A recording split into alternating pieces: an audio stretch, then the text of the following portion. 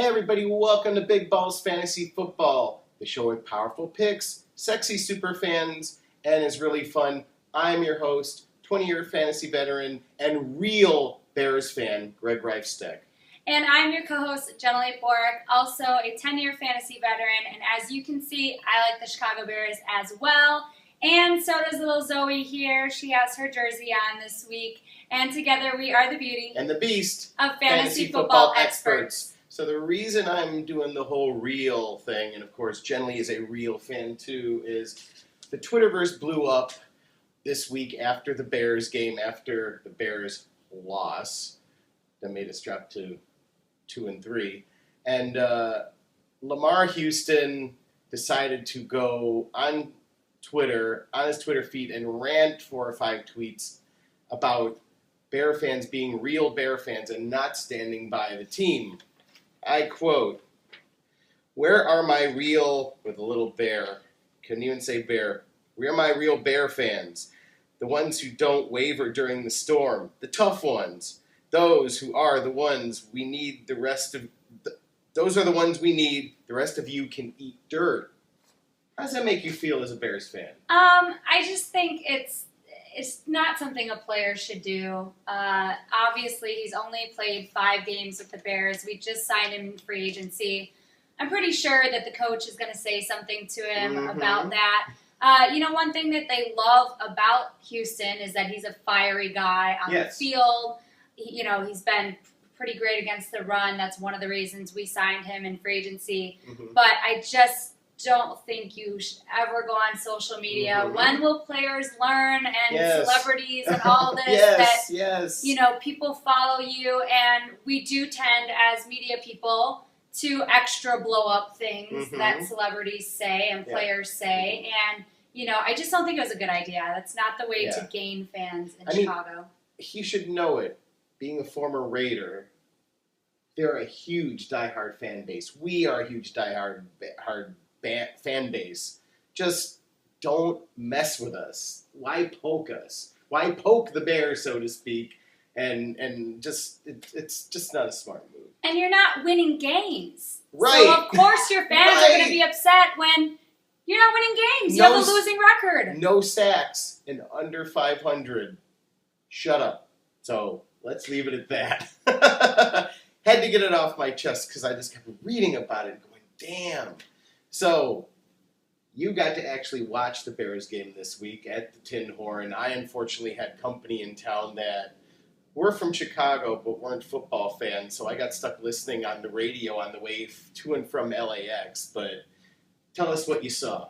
It was the happiest place on earth, like it typically is when we were winning. We were up by 14 points. It looked like the Bears were playing pretty solid. And then just during that second half, we could not sustain drives.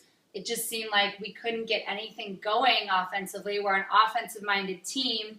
That's always the scary part. Our defense was keeping us in it for sure, but our offense could not get rolling. And then it becomes the saddest place on earth, and we ended up losing the game. So I don't think anyone truly saw that coming, especially with how the game was going. And from what I was hearing there, you can point fingers at everywhere. You can point them at Forte for the fumble at the most crucial part of the game. You can point them at Cutler for obvious reasons. I'll get to Cutler's stats in my segment because actually, from a fantasy standpoint, he had a good game. But from a Bears winning standpoint, he had a horrible game. Yeah, and again, it's the same story over and over.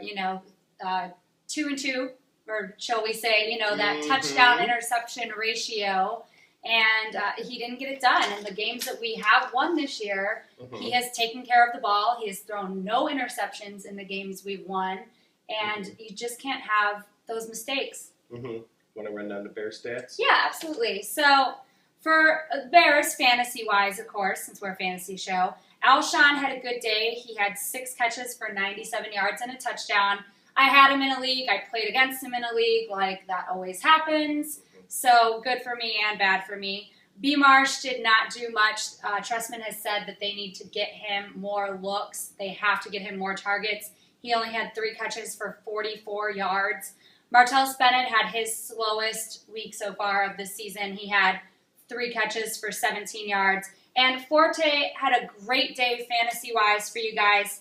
He had 61 rushing yards, but he had 12 receptions for 105 yards and a touchdown and that fumble, which obviously was at basically the worst time in the game that could happen. But fantasy-wise, he got your points. And I wasn't going to say this, but on Facebook, we used to post our things on a page called The Bears, and he called me out on saying I didn't know anything about fantasy because I thought Matt Forte was going to do well this game. Proof's in the pudding, boy. That's all I have to say.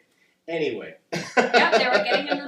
They were getting him receptions, and if you're again in PPR, you really love that. I mean, I just knew that eventually, finally, when I was listening on the radio, we're going to finally start passing to him out of the backfield, and we're finally going to get him in open space. That's where he thrives. And finally, Trestman figured that out.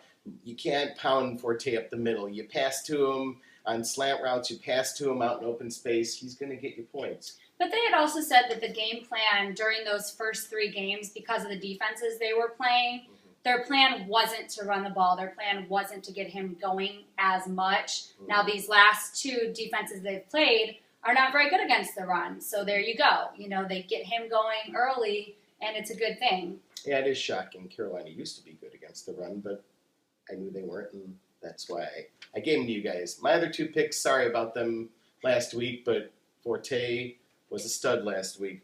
Cam Newton, I unfortunately, actually I had him in one of my leagues, but I put in Andy Dalton instead smartly because 255 yards, 2 touchdowns, and a pick. But Cam Newton isn't running right now because he's still gimpy. So you're getting the passing yards, but you're used to those passing yards on top of those running yards from him, and they're just not coming this season. I don't think we're going to get them for another few weeks yet because he's still limping around. Greg Olsen, hey, Mr. Jerry Angelo, thanks for finally admitting in the press that you messed up by giving away Greg Olsen, but we have Martellus Bennett now, so that's okay. 6 looks, 72 yards, 2 touchdowns. Pretty good points there at tight end.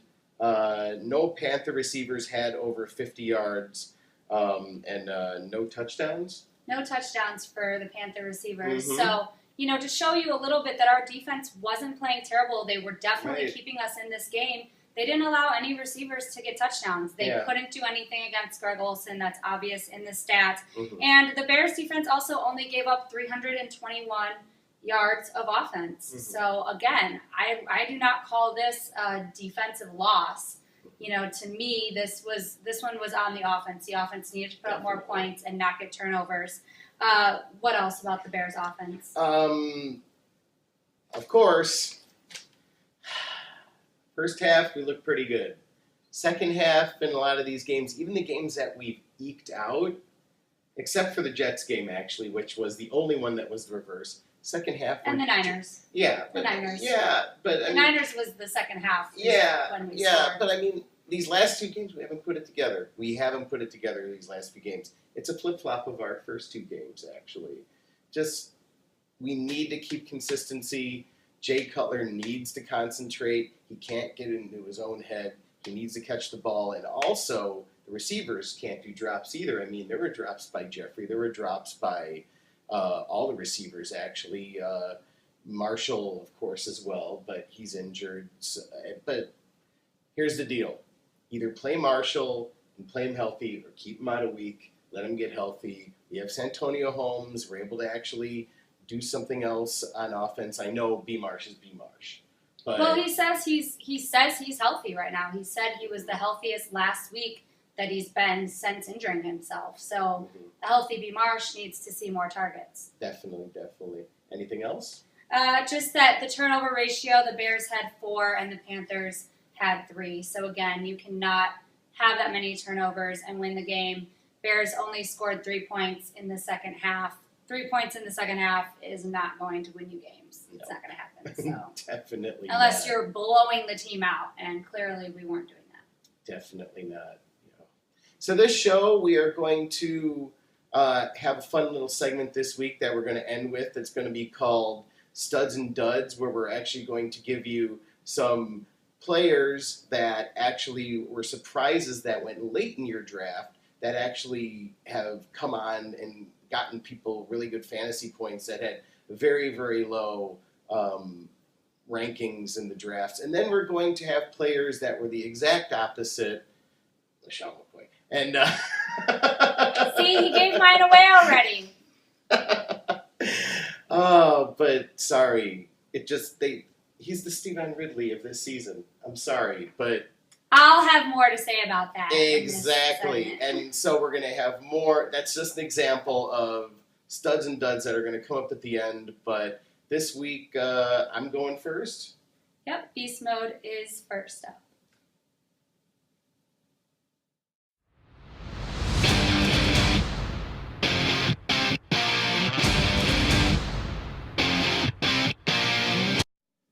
Hey everybody, welcome back to Big Balls Fantasy Football.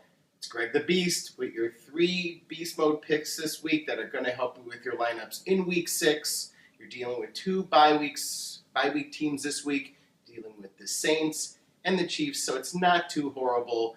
I mean, you don't have Jamal Charles, you don't have Jimmy Graham, you don't have Drew Brees, you don't have Alex Smith, so you got to throw some players in that are going to help you out a little bit.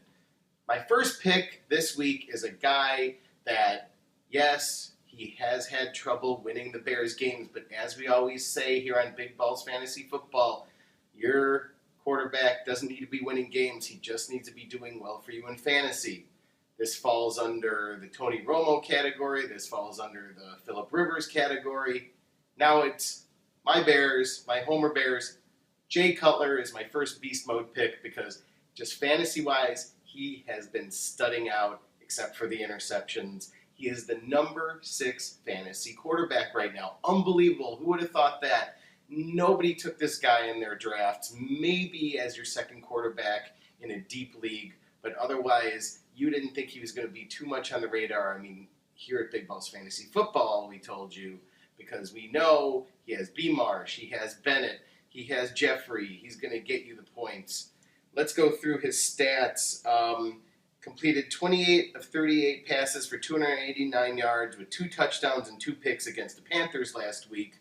That still got you some good fantasy points. What's good is he at least gets the touchdowns, he gets the yards. Yes, unfortunately, he gets a fumble as well. But when at least when he's producing the turnovers, at least he's getting you the points up front. So you lose your few points here and there, but at least you get the consistent points up front. Jay Cutler has 1,295 fantasy yards, 12 touchdowns. Unfortunately, there's the peeve that Jenilee and I both have, those 6 picks. But again, as I just said, as long as he's getting to the points up front. Now, this week, he's playing against Atlanta, which has an extremely weak defense, very low-ranked defense. You got to put him in this week. You got to play him. He's going to get you points. Go with Jay Cutler. I guarantee he's going to get you at least 25 to 30 fantasy points. My second beast for you this week is Ronnie Hillman, running back of the Broncos. He's a 3.5 on the ball scale. The reason you're bringing him in is, of course, Monty Ball is out 2 to 3 weeks. That's a very conservative 2 to 3 weeks with a groin injury. So you're going to go pick up Ronnie Hillman. There's 3 running backs in the mix. According to ESPN Broncos reporter Jeff Legwold, he is going to be the one that's going to be going for the touchdowns. He's the one that's going to get you yards. Probably, the analysts say, for the Broncos that cover them on a regular basis, more touchdowns than yards. But hey, it's still fantasy. And Monty Ball was not balling out for any of you fantasy people anyway. He only had 172 yards and a touchdown for the season. So it wasn't like he was going crazy for you. Maybe Ronnie Hillman will get you some more yards. When he came off the bench last week, he went for 64 yards on 15 carries over the Cardinals. This week, he's up against the Jets, who are okay. They have a pretty good run D, but like I said, he's going to be on the touchdown line. He's going to get the points for you that way. I probably think he might get you about 12 points this week. My third pick is our don't start that Jenilee and I have been switching off with each week. This week is a no-brainer don't start, Tony Romo. Don't even think of starting him this week. Yahoo, of course, has their fine statistics they put up, and they're saying that the Seattle Seahawks, the Legion of Boom, have a defense that is giving up the 7th most points to quarterbacks. That is factoring in them on the road as well. This is at home with the 12th man. It's not going to happen. Tony Romo is not going to get you the points that you usually would expect. Don't fall for that stat when you're sitting there reading your Roto World or reading your Yahoo. Do not put Romo in this week.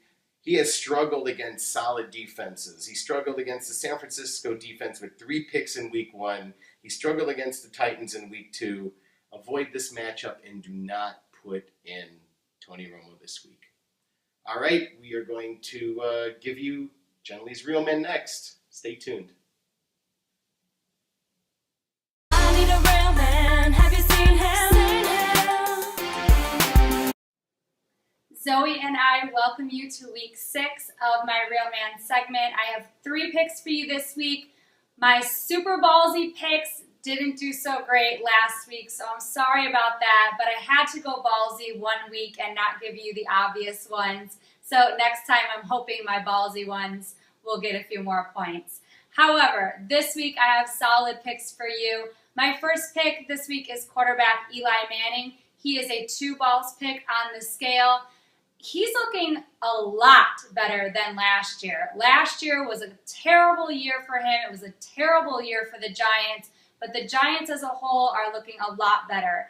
In every game except for week 1, he has thrown for over 200 yards, and he's had at least 2 touchdowns. I will take that in fantasy for sure.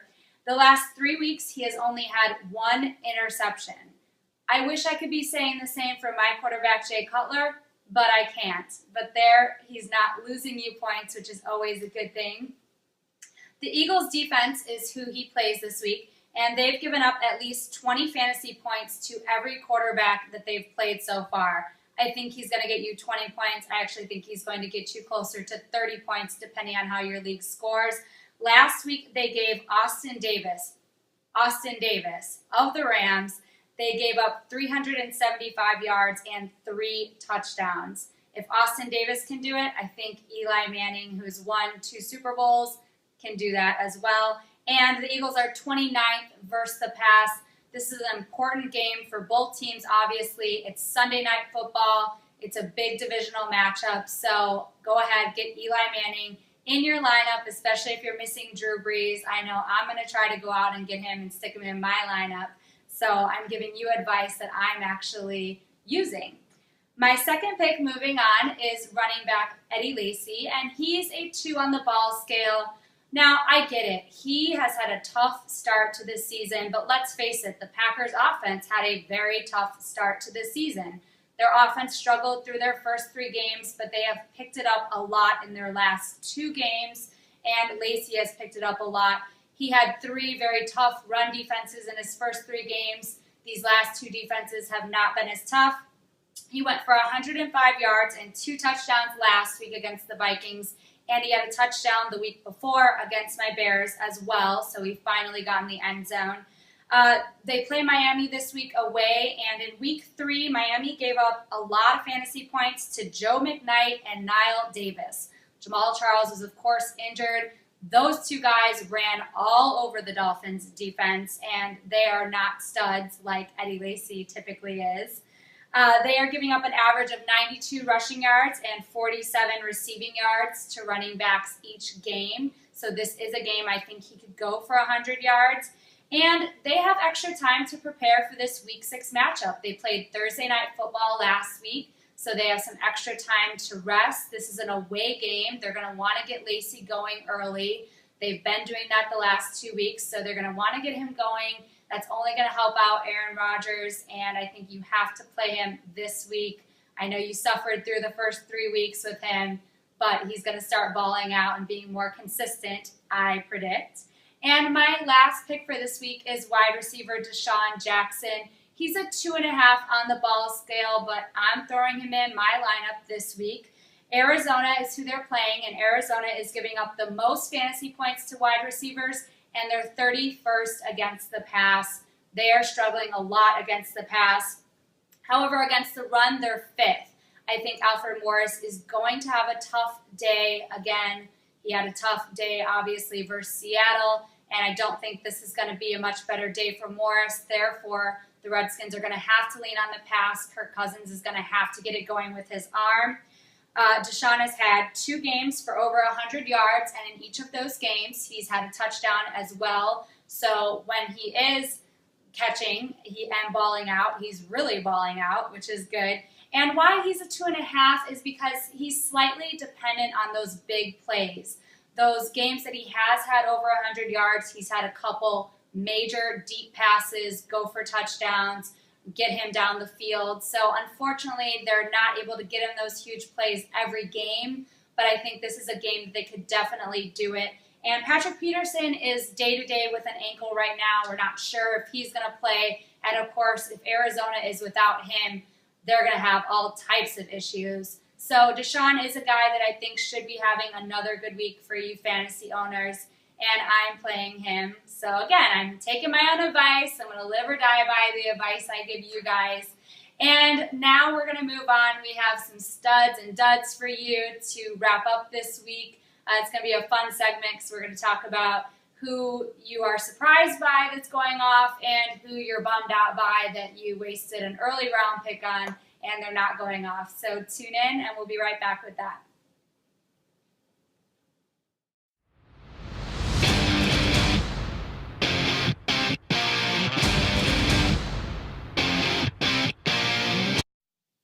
So welcome back to Big Balls Fantasy Football, and as we already told you in the intro, we have studs and duds for you since we are going into week 6 here. It's, we're over a month through, and it's time to look at who are the guys that you wouldn't expect to go off a little bit that are getting you fantasy points, and who are the guys that you expected to get a ton of points from that you're not.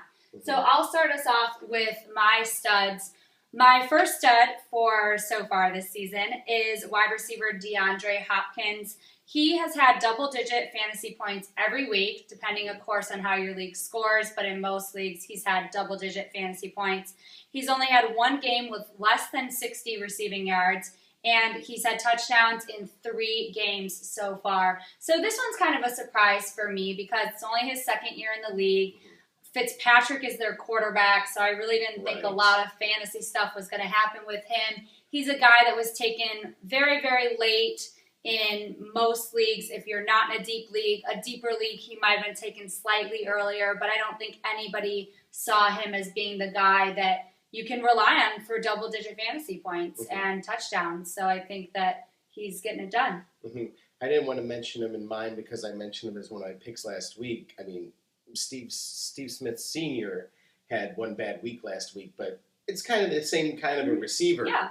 Really not on the radar in the draft at all for anybody, and has just come on as a sleeper. I like that one a lot. What else do you have? Yeah, I picked him up he was on one of my waiver wires, and I threw him in. He's been on my bench, but I'm thinking about starting him soon. Yeah. Then my other stud is our own Bear, Martellus Bennett. He is having the best season of his career so far, which is really great to see because he was in Dallas, then he was with the Giants, now he's with the Bears, having a great season. He has 4 touchdowns so far in the season. He's the number 1 fantasy tight end, point-wise. I don't think anybody predicted that was going to happen. Over Jimmy Graham? He is, over Jimmy Graham. Over Jimmy Graham! More yards and more receptions than Julius Thomas, and he has more touchdowns than Jimmy Graham, which is getting him slightly. They're all less than a point or a point different. But hey, slightly above. He is the number 1 fantasy tight end. I picked him up in a league. I've been starting him. He had his worst week against the Panthers last week, which we talked about. But every other week, he's been solid, getting you a lot of points. He's a guy you got to keep in your lineup, especially, Alshon and Marshall are a lot healthier than they have been. But I think he's producing very consistently, and Cutler's looking for him. Cutler has said that he does everything they ask of him in practice. So, he's getting it. He's getting the system down. Yeah, I mean, it's just shocking because when you think at draft time, your top 5 tight ends, Bears fans, yes, of course, we're homers. We're going to go, yeah, I'm going to take them earlier. But then you have people that are for other teams, and you got your Gronks mentioned. Of course, I mean, Jimmy Graham, and he's up there with the elite now. I'm just damn happy about that. That's so awesome. Yeah. And he was out there for a while. He might not be Yeah. now, but he was out there for a while on a lot of waiver wires. Yeah, he definitely isn't anymore. He shouldn't be. Yeah, I mean, the reason I wanted to do this segment is, and I wanted to ask you this too. You watch a player do good one week, you watch him do good a second week. I actually, if they are getting double digits that third week, which is what I did with Steve Smith Sr., or, you pick them up and at least stash them and see what they're going to do. How long do you wait? I wait, I'd say a couple weeks. Definitely, the first week can be a fluke, obviously, second week. But, by that third week, it depends on where I'm at with injuries and stuff on my team. But you can at least pick someone up if you don't need to start them right away. And like you said, stash them. I still haven't started Hopkins, but, his numbers, they're not amazing, but they're double digits. They're good so far every week. So there's definitely going to be weeks that I throw him in, at least in my flex position. Yeah, when you get 10 to 12 points out of a receiver consistently every week, that's key. Yeah. That keeps your scores up. All right, let's go to my first stud, and this has been shocking. He's had 2 really, really stellar weeks. Chargers tight end Antonio Gates. And my favorite moments this season have been Jenilee looking up at the TVs at the bars going, Antonio Gates? What the hell is he doing Old scoring? man Gates? Yeah, what the hell is he doing scoring? He's pulling a Tony Gonzalez on us. He's going to be going, I think, until his last gasp with the league. He's just going to be scoring touchdowns. He might not always get you to yards, but he's going to get touchdowns in games. Caught 4 passes for 60 yards and 2 touchdowns in last week's blowout against the Jets. After catching 3 touchdowns in week 2 against Seattle, of all teams, against, the Legion of Boom. Yes, it wasn't in Seattle, but nonetheless, it's a strong defense. And the fact that he was able to get that many touchdowns against them, that's what you have to do. You have to dump off to your check down man, and Gates is still the ultimate check down man. Teams are having problems keeping up with him because they're used to double teaming him because he was the only person on the team. But now you do have threats in Keenan Allen. You do have threats in Eddie Royal, who is streaky, but he is still a threat being out there. So Phillips has a lot of weapons, and Gates is being one of the main people that, on and off weeks, but, he definitely, I forgot to write down his ADP, but nobody took Gates as one of their top 5 tight ends this season. They were going for Ladarius Green, thinking, the old man is going to not sit on the bench, but the old man is going to get looked over, and Ladarius Green is going to be the stud. But Ladarius Green has had injury trouble, especially hamstring trouble, and when you have a lingering hamstring throughout the season, that's going to slow you down. Yeah, and I think that was the main thing, too, with Gates is, age, obviously. He has a huge history of injuries, especially with that foot. He can't get rid of that foot problem for some reason. Yeah. But it seems like he's staying healthy this season, and you can see how he can produce if he's healthy. So. Yeah. He's doing a Tony Gonzalez. I love it. He's still out there on some waiver wires. He actually is. I have a waiver request in for him this week. Fingers crossed, man. My second stud is Ravens running back Justin Forsett. Now, of course, the only reason this guy is a stud is because of the whole Ray Rice situation there in Baltimore. So all of a sudden it became a race for who's going to be the best running back. And Justin, in this foot race, has turned out to be the victor, it turns out. The other 2 running backs, they just really haven't. Talafiero and the other guy, where I had him in my notes. Denard Robinson and Storm Johnson, actually. No, they they aren't the ones. And Bernard Pierce. Bernard Pierce, sorry, got the wrong piece of paper. Bernard Pierce is the one, and Taliaferro, the guy that I think sounds like a Italian mobster. Everybody picked up Pierce when Forsett had the bad week, but then Forsett just came back and he just raged. He so far for the season, 50 for 297 yards, 3 touchdowns. That's about 6 yards a carry. I'll take that in a fantasy running back any day. He's gotten double-digit fantasy points every week. His peak coming last week against Indy. He went 6 for 42 with a touchdown. Consistent points. And again, it's because of the Ray Rice situation. But hey, it's not as bad of a committee situation as there is in Carolina, where it's like even. Forsett's has been the stud, and I think he's going to keep going. Yeah, and we say sometimes you got to get that. There's not many running backs out there that get you 80, 85% of the carries, 90% of the carries anymore. Right. So sometimes you got to go with that running back that gets you 60% of the carries but is producing while being out there for 60%. And getting touchdowns. Mm-hmm. Touchdowns help. They at least average a touchdown a game.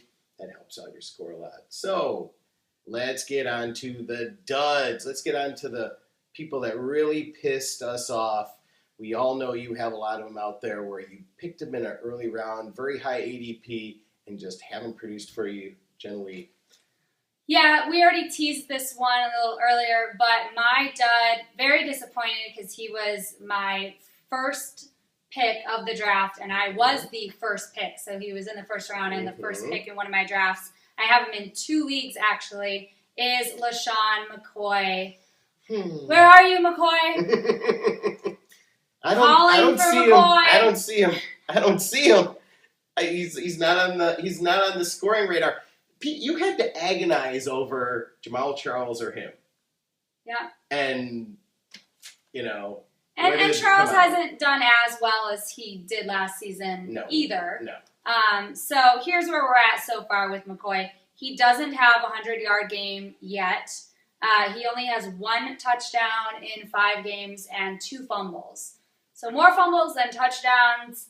That is not okay on the fantasy radar. And a lot of this is because their O-line is very, very, very gimpy. So, of course, he is a talented back, but if your O-line cannot open up the holes, like I've said before, they can't get him going. It just seems like they've had a really hard time getting him going. He hasn't had double-digit fantasy points in the last 3 weeks, and he's at a 2.9 yard per carry average. So that is not going to get it done. Now, what I will say with him is the first 2 weeks he had solid fantasy points, and he was up against run defenses that weren't that tough. The last 3 weeks, he's been up against top 10 run defenses. So these have where you've seen him get no points. Should he have gotten more than he did? Yes, he should have. He's LaShawn McCoy. But I think things are going to get a little bit better for him. He plays the Giants this week. You got to start him if you have him against the Giants, see how he does. Then they go on their bye week. And after their bye week, his run defenses get a little bit better, as in they're not as good. So I'm hoping that he can get going for the second third of the season, say, and be the LaShawn McCoy that we all need him to be in fantasy. So you have options. You can hang on to him and hang through it and hope that when he plays these better defenses, he's going to get you the type of points he did in the first 2 weeks. Or you can put a trade out there and see if you can get anything for a trade. But you need to get something for him because if he does start going off, he's going to be consistent. Yeah, find somebody that doesn't know what they're doing and say, hey, Alfred Morris for LaShawn McCoy. What do you say? Right?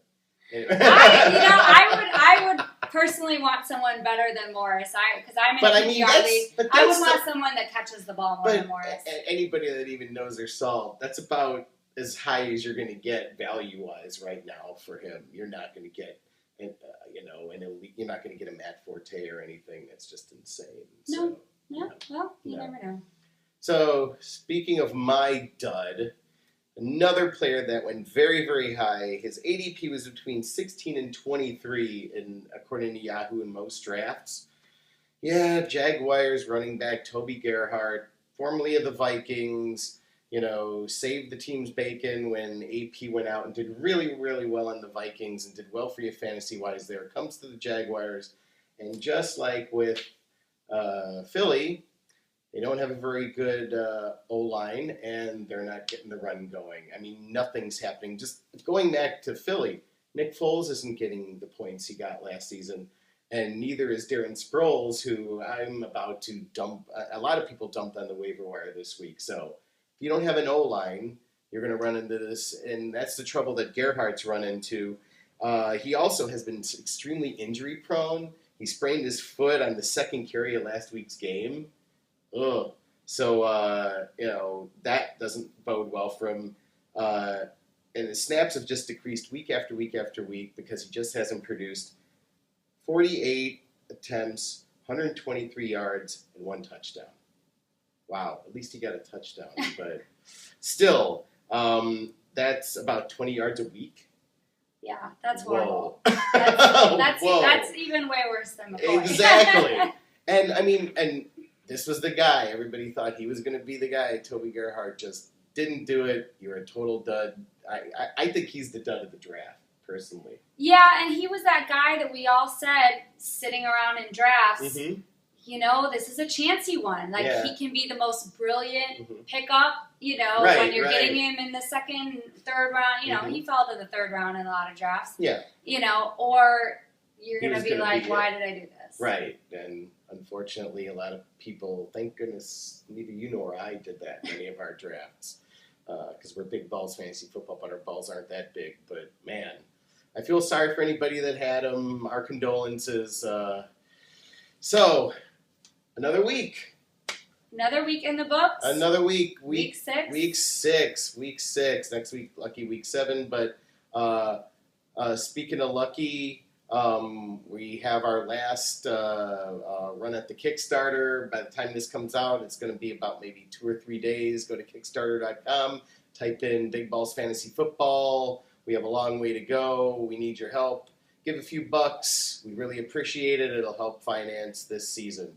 Also, speaking of the Twitterverse, as I said in the intro, our Twitter is @BigBallsFBall. We will not be linking up to Lamar Houston anytime soon until he gets his head straight. And, of course, go to our Facebook page, facebook.com/BigBallsFantasyFootball. And go to our hub. Don't forget to look there. We are constantly putting some of our new pictures up. BigBallsFantasyFootball.com. And if you haven't subscribed to our YouTube channel yet, hit that subscribe button so everything can come to you instantly. And that's youtube.com/BigBallsFootball. Yeah. You definitely are going to see some good pictures on the site now. More and more bikini pics going up. Not me in a bikini, thank God, but Jenilee and Smash, and soon, hopefully one day, Lacy in a bikini. Just kind of makes the fantasy season go a little bit smoother, doesn't it? I hope so. Mine's been rough so far, so I hope if you're having a rough one, I hope it's making yours go better. Yes. All right. Everybody, good luck this week and good night. Good night.